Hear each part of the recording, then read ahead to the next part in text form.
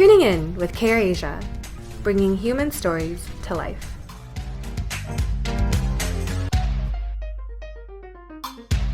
Welcome to another episode of Tuning In by KrAsia.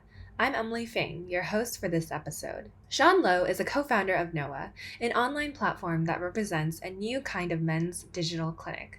It uses technology to provide a more discreet, affordable, and convenient way to get treatment for taboo health conditions. We openly discuss erectile dysfunction, premature ejaculation, and hair loss conditions, and how men and society can help to have more conversations around uncomfortable topics in men's health. Hey Sean, how are you? How's it going? Good. How's it going? Glad to have you here. Thanks for being here on KrAsia's Tuning In. I would love to learn more about Noah. So I think what you can do first is give me some more color on what Noah is, why you decided to build an online digital health platform. All right. Noah is Singapore's first and only digital health clinic for men. So we specialize in highly sensitive conditions such as ED, premature ejaculation, and hair loss. Okay, I'm just going to be upfront about this. I actually had a brush with ED. So that's what really kickstarted this entire chain of events. When it first happened to me, I was really shocked, confused, a bit frustrated. Like, why would a virile 25-year-old go soft, right? And I was like, how is that possible? So I did what every 25-year-old would do. I asked Dr. Google. And I was like, did you Google it? Yeah, exactly, right? So WebMD, Google, I just went down this whole rabbit hole.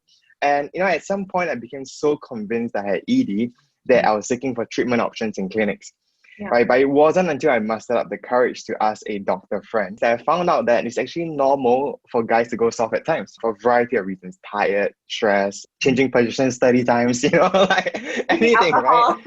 Yeah, exactly, right? Risky dick.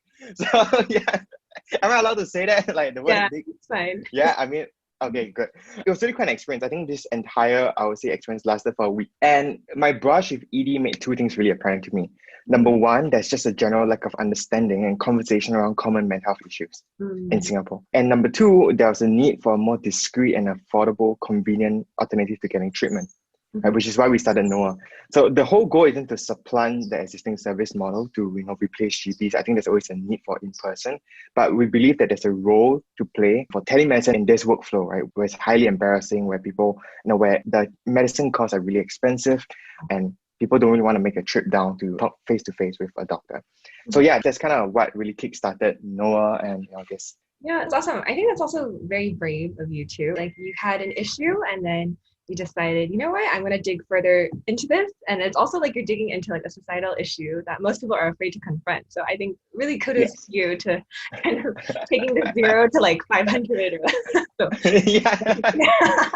That's amazing. So from your experience, when you approached the idea of creating this digital health clinic, what was the initial reaction to like people, maybe like, your family, your friends, like were they very supportive or they're like, what was their initial reaction around it? Yeah, so it was quite funny because before starting Noah, I was working for an Australian direct-to-consumer end-of-life services tech startup. And that's quite a long name, but I was involved with direct cremation, wills. So when I first joined, it's like everyone was like, wow, what's this? Yeah, into cremation and funeral homes. And then after, I was like, okay, guys, I'm going to start an ED clinic. Cremation, like funeral homes. Okay. Interesting. So reinventing the modern funeral home.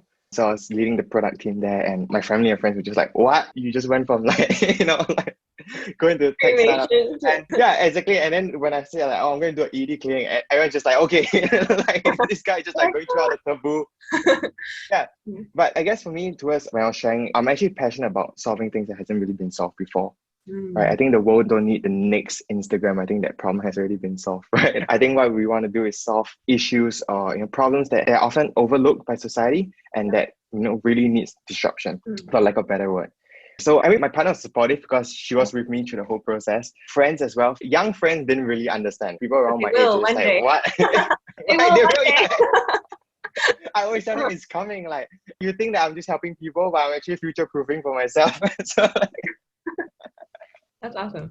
So I guess I'm not too familiar with the way that right now how society in Singapore perceives like as taboo, right? In your research of starting Noah, were there any platforms that helped men feel more comfortable about, like talking about these taboos, or was it like just go to the doctor and then get the prescription and then just come home and no one ever talks about it? Is there any resources or platforms or things you've seen surrounding these taboo health conditions? Yeah, I think it's more of the latter. So men will often just go, or they would go to forums, so like the shady forums, like they'll ask around, like, like Sammy Boy use hardware forum, hardware zone. So there isn't really a real place where, number one, it could be a source of truth for men to get information, and number two, there isn't a real like discrete alternative. So actually the stats are quite startling, where more than 51.3% of Singaporean men experience some form of ED. And we actually had someone recently ask, oh, what's the skew like? Is it all towards older men? But the truth is, the probability of men getting ED increases 10% per decade of life. So when you're 20s, 20%, 30s, 30%, 40s, 40%. So it's actually quite spread out. And for PE, there's a PEPA survey, so premature ejaculation prevalence in attitude survey done in Singapore. And about 1/3 of Singaporean men experience ED. But the truth is, only 66% of men said they will never seek treatment for that. So with hair loss, so 63% of men in Singapore suffer from hair loss. 1/3 of men aged 17 to 26 are affected by it. But then there's less than 1/3 of men actually seeking treatment for these conditions. So the thing is, I think the general attitude is that these are really taboo conditions. They're highly stigmatized. Like they don't want to talk about it. And that has been the case for some time. So with Noah, are you trying to help men feel more comfortable seeking help for these health conditions? Or are you also offering like ways, like a forum to talk about it as well? What's kind of your plans with Noah in that sense? Yeah, I think we're kind of approaching in two prongs. So Okay. the first way is to change the conversation. So we actually started a media arm, if I could say, like called Ordinary Folk. So the whole purpose of Ordinary Folk is to create original content. So bite-sized sustainable videos. We just started a podcast. The first episode is called Banana and the Sex Paradox. And we had a podcast. We are creating more. We have Instazine. We're going to have a blog coming out. So the whole purpose is written, visual, and spoken content to educate men, right? To create a discourse around these topics. And secondly, while we're doing that, which is going to be a long tail game, right? I mean, it's going to take time to build that up. Providing an accessible, convenient, discreet way for people to get treatment in the meantime. So I know we spoke a little bit about, is discreet actually, kind of perpetuating the stigma.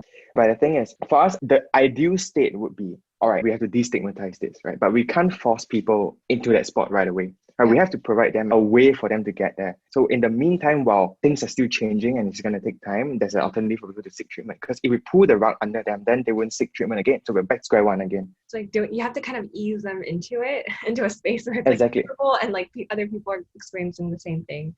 No, that's great. Thanks for explaining. Yeah, because I remember I asked you about it. I was like, doesn't that kind of perpetuate it? But so from what you've seen with Noah, do you think most men are now slowly opening up to having difficult conversations, right? Because I think with you, like, again, you just like outrightly like told me, right? And I was like, that's very brave, right? And I feel like not a lot of men would be actually willing to do that. And I think you're kind of leading this path for the rest of the men to feel more comfortable. So around you, now that you're being more open about it, like, have you seen your like male friends also talking about these taboo subjects? Are you like starting to open those conversations up as well, like within your sphere? Yeah, so I think definitely within my friends, especially everyone I know, all the men I know, it's normal now, right? Like hello is a normal thing. Like, ED isn't right. PE is like super normal, right? Because like we've spoken to like thousands of men now, right? So I think that a huge part of it is, I think, education.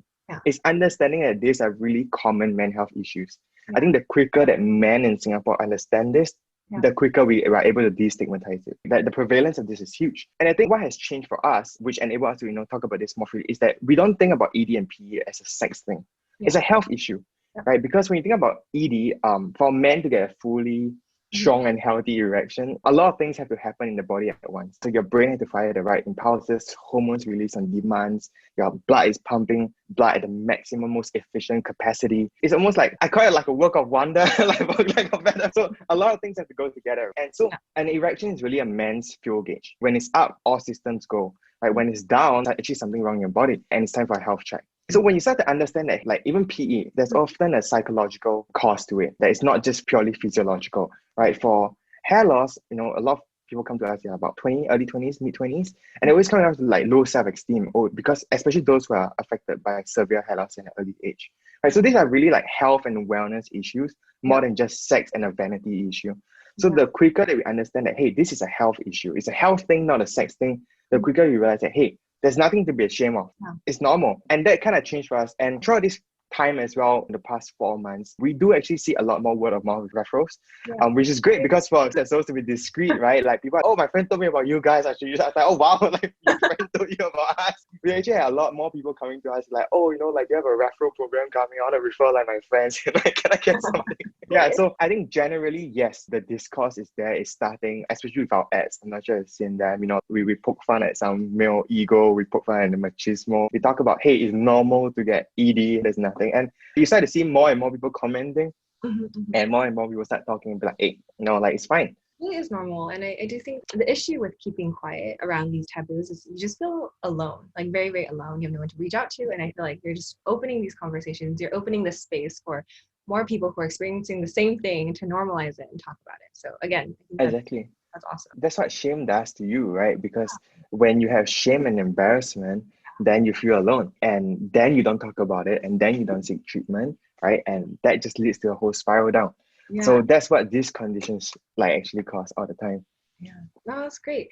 So I think you mentioned that right now the clinic focuses on PE, ED, and hair loss. Will you go into other health conditions as well, or are those like the three main focuses? Yeah, so for now, that is our three main focus. We actually have one more in the works. So we want to take a holistic view on health because Noah is not a sex clinic. We are a health clinic for men.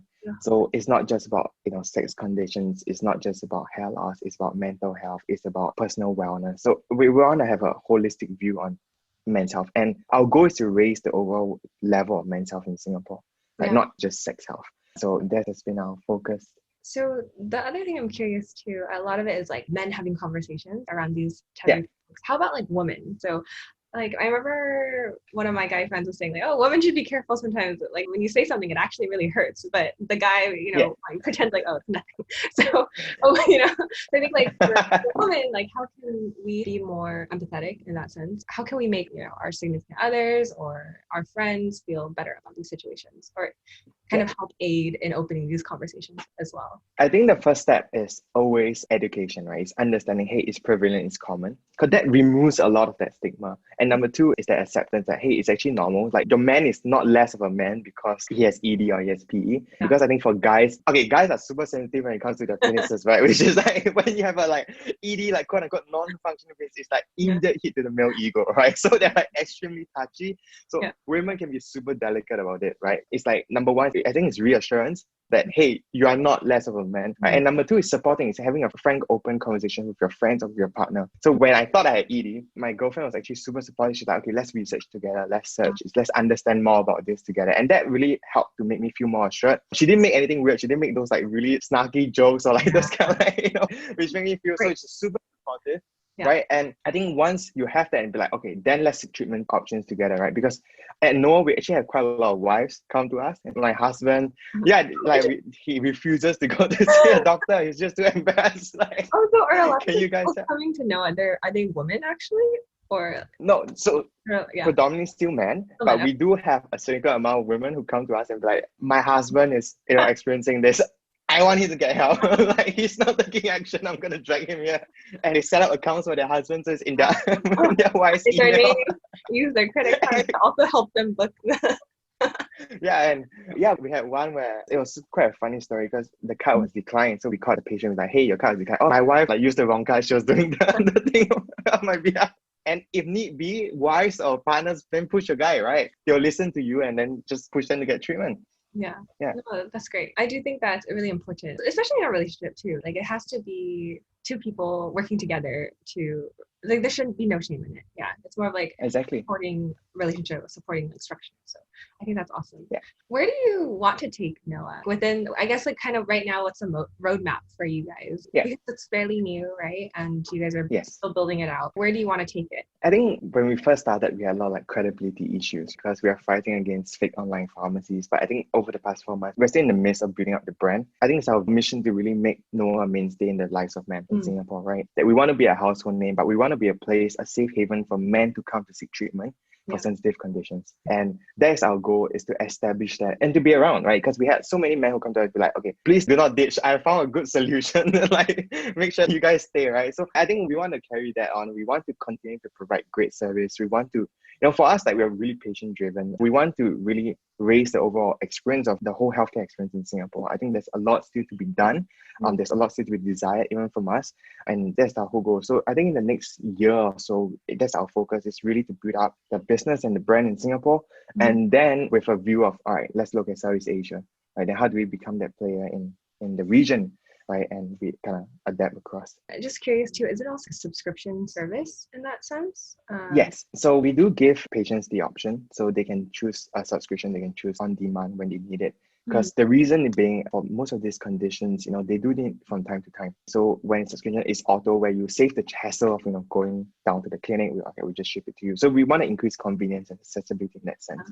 Gotcha. Yeah, I'm like thinking like, oh, it could be even normalized to the point, like men when they get like shaving kits. Exactly. Subscription based. Yes. And then it's like also the same, like you just get your medicine as a subscription based too. So normalizing the entire thing. Yeah, the whole thing, right? Yeah, but the packaging is still discreet. But I'm looking forward to the day that we can be a bit more outrageous with our packaging, where we can be like, I think that's when we know that, okay, we have made it, like we have been successful. It's like guys are actually okay. Yeah, or like two men, they like, maybe they go to the same mailbox, they pick up the same box, and they're like, you're like, you, exactly. That's awesome.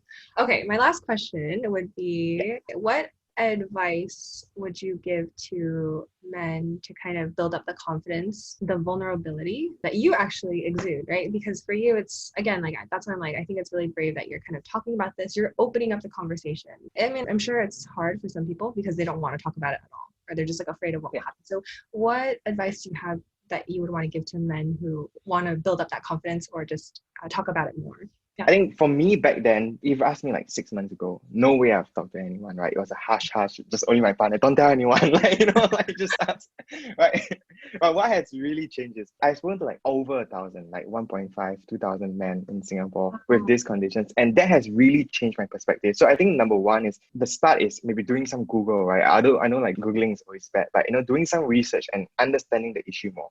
Right? A lot of it is an education issue. It's a cultural education issue where you just think that, hey, it's all a sex thing. Secondly, is don't let machismo get in the way of treatment.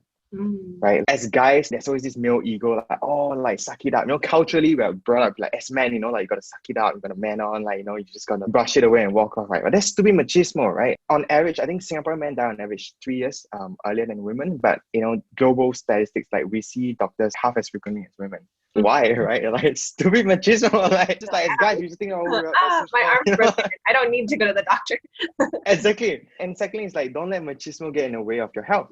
And once you understand that, hey, it's a health thing, don't let my ego get in the way, then let's start to define treatment. And your partner is the one that you share your life with, right? Your close friends. You might find out that, hey, they actually have the same issues as you, right? So you just need one person to have a conversation around this. It really starts something small, right? And then it starts opening up the entire group up. And that's what I found with my friends as well, is once you start sharing a bit, at the start, it's going to be awkward, right? As with all new things, like, oh, why are you talking about this? But then when you start to come out and start to share a bit more, people are like, hey, this is normal. Like, oh, I actually had something like that before. I actually had this. I have hair loss. I have this. And you realize that, oh, well, your whole group starts talking about finding solutions. And, to kind of sidetrack a bit, this is actually what we found in a lot of older men. The issue is with younger guys, young guys tend to feel more alone and lonely when it comes to these issues because everyone around their age is talking about, oh, like my exploits, quote unquote exploits, like, oh, like I'm the man, right? So when you have that, even though it's common, people don't want to talk about it. Older men, because, generally more older men experience ED, PE, hair loss, it's all around. So they're more open, right? Because we see a lot of men like, oh, my friend, I'm going to like share with you guys to my whole circle of friends. So older guys are more willing because they know it's prevalent. So the difference between older men and younger guys oftentimes is ego, and it's also just the lack of understanding around these issues. I see. Yeah, I think you're totally right in that sense too, because I think people think that when you're young, like you should be completely healthy, right? 100%. Exactly. Nothing is wrong with you. Like, so no one will be willing to talk about it. But when you're, maybe in an older age, it's very common, or more people know about it more. It's more common. That's why they probably talk about it more. Exactly. Well, I think this was awesome conversation. Also kind of like peeking into your brain and what you're thinking and, where you're taking Noah.